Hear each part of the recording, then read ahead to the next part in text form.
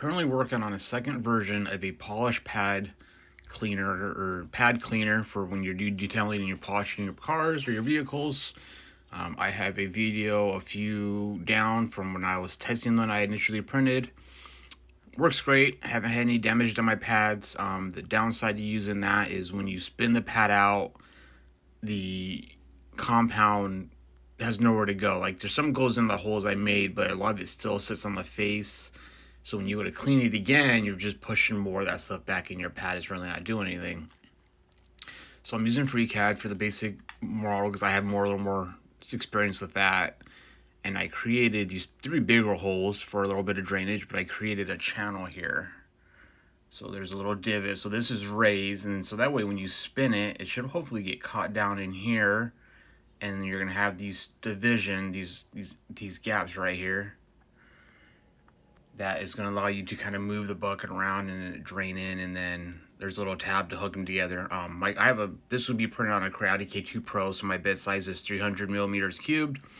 If I angle it, I have enough room to print it, but I can't print the whole size because the actual physical size of this is like a little over 11 inches, and so it's just a little bit bigger than what my K2 Plus can handle. So what I did is I took this and then I just imported it to FreeCAD. I did FreeCAD because they have the option to do a house sphere. And I just took and copied it and kind of aligned it the best I could because of the way, because of the size in here and the size of these. These are like 3/4 inch, and they're about an eighth inch up off the surface here. And they're totally round, so ideally there should be no hard edges to get your pad caught on, and then run it in there. And then I went to my Creality slicer, and here it is.